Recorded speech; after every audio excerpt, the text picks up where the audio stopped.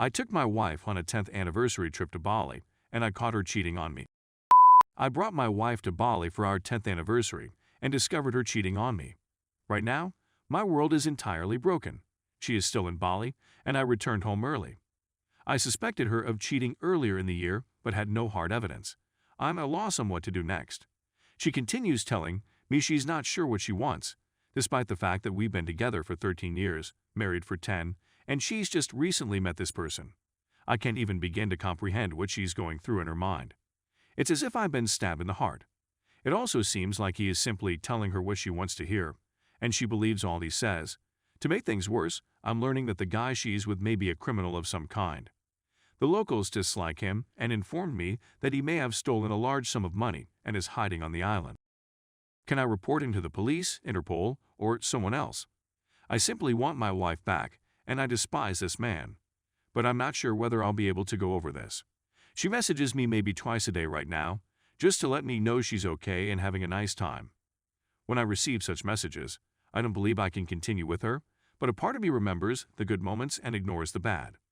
Please assist me since I'm unable to see well right now. Update: after getting a lot of advice and encouragement from many individuals here, I met with a divorce attorney to discuss my options. Even though it was difficult to make the first step and speak with an attorney, it was very beneficial. I'd be absolutely lost without him and all of the kind folks on Reddit. I sent my wife an email expressing that her actions were not acceptable and that I would no longer speak with her until she returned to America. She spent the following 4 days pleading with me to realize that she needed to have fun, and that she hadn't felt like herself since our loss. I informed her that she had made a choice that affected all of us and that I didn't want her to justify her actions. It becomes problematic since there was an earthquake in the neighborhood, so I talked to her a few times during this time, which was a major error. I also made the mistake of communicating with the man with whom she is cheating on me early on. I stopped texting him on the advice of my attorney, but he has sent me countless texts paying me not to rat him out and sending generally unpleasant things. The man is being sought by a large number of individuals, some of whom have contacted me on this site for additional information regarding his whereabouts. I try to ignore it. To make things worse, my wife is still in Bali, where she seems to be residing in this man's house. I thought I was over it when she wrote me an email urging me to come back home, but the guy she is presently seeing also wants to relocate to the area so they can continue their relationship. She claims to have feelings for many individuals and that she needs to visit both of us. I'm not sure what to think of it. Her sister has been a tremendous assistance to me and believes that I should fully break connections, divorce, and move on from her. Her parents are pleading with me to give her another opportunity, hoping that she would see what a ludicrous predicament she is in. She's lost her job here, so I'm not sure how she'd make the adjustment back. I feel as though I'm in a nightmare. Although I am formally married, my wife lives in another nation and is in another relationship. Every day when I wake up, I am absolutely befuddled, puzzled, and wounded. It also stings since she behaves as though she isn't to blame for anything. She continues responding, "My hands are chained," when asked how she is feeling. It's as if she has no control over it and that she loves several people out of nowhere. I get the impression that things are just getting worse for me. This was the worst choice I'd ever made in my life. Story 2. My 31 male pregnant wife, 29 female, has left me for her ex-boyfriend. What should I do next? What would you do?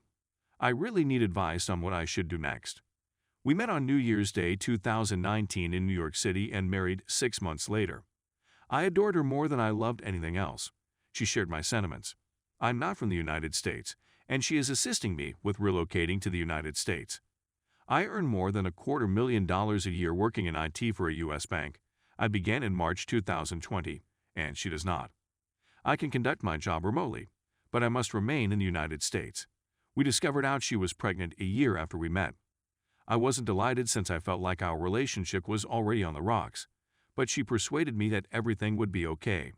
She began visiting her hometown around our 1-year wedding anniversary, and I learned that she had been covertly meeting with her ex-boyfriend. We began bickering about it all the time, and she eventually decided that she would rather raise our kid with this other guy than with me. We divorced and relocated to the state of her birth. I live approximately 2 hours away and am staying at a friend's place while he returns to our nation to see relatives. I really despise living here. This time apart from her, with little communication, has taken the veil from my sight. I've been taken for a ride. Her due date is November. I'm 90% certain the baby is mine, but I'll do a DNA test when our child is born. I'm not prepared to be a mom. I was only prepared because she had sold me on the concept. She made me believe that if we work together, we can make it work, but that is no longer the case.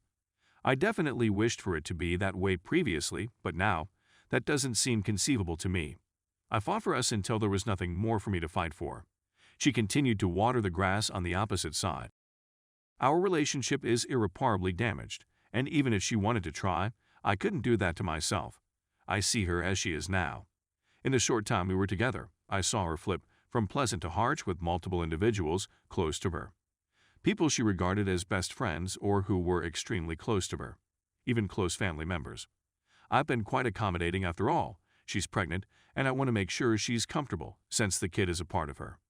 My mental health is deteriorating. I'm not motivated, and I feel like I'm in purgatory while waiting for this baby to arrive. I'm depressed. My therapist believes I'm still living in a dream world where everything will be okay and that I haven't really accepted what's going on. I'm in a state of shock. I can't believe what's going on. It's difficult to comprehend because there are so many layers to what's going on. Physically, I've lost weight, I'm not as active as I should be, and I have absolutely no motivation to do anything. Things get more difficult at this point. Because of immigration requirements, I must continue to be married. However, I have no idea when our interview will take place, which should take place within the next 6 months. At the time of the interview, we must present ourselves as a loving couple with a newborn child.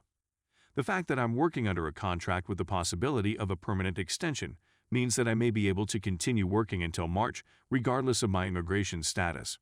I put forth a lot of effort to get this position, but I'm not happy with it anymore. The money is good, and I have health insurance for myself as well as the child, so I want to keep it for as long as feasible. I now make a payment to her once a month. This money will be needed to cover her rent and other living costs. When the child is born, this will increase by a few $1,000s every month for the first several years. Because I felt that if I provided her time, distance, and financial aid, everything would work out okay. This is what we agreed to do. After the child is born, she will get more than half of my monthly pay, which is significant. The duration of this might be extended by another 12 months, depending on the result of the election. My calculations showed that I would only see my kids 17% of the time during the first year, and even then, I would be living in the same house with her and our baby, in a place where I knew no one, in a city where I knew no one. It was a difficult decision for me. She would have to be there to help me since I'm unable to do it on my own. She only wants me to come in a couple of days a week, which accounts for the 17%. If I wanted to see my child every 2 weeks for a couple days, I would have to travel a total of 6 hours round trip each time. There will be around 30 trips during the course of the next year. I'm not required to be here since I can work from any location. In my research, I learned that the state in which we had moved had different divorce statutes, and that if we were to divorce, I would only be required to pay her $2,500 in child support. Our payment agreement was established in accordance with the previous divorce standards in effect in the state where we were located at the time. If we divorce, I will be unable to continue living in the United States for the foreseeable future. I'll be able to spend as much time with the infant as I would if I were still in the United States. I'll have to hunt for a new job, which may not be the worst thing that could happen to me at this point. First and foremost, should I inform my employees about what is going on at their place of work?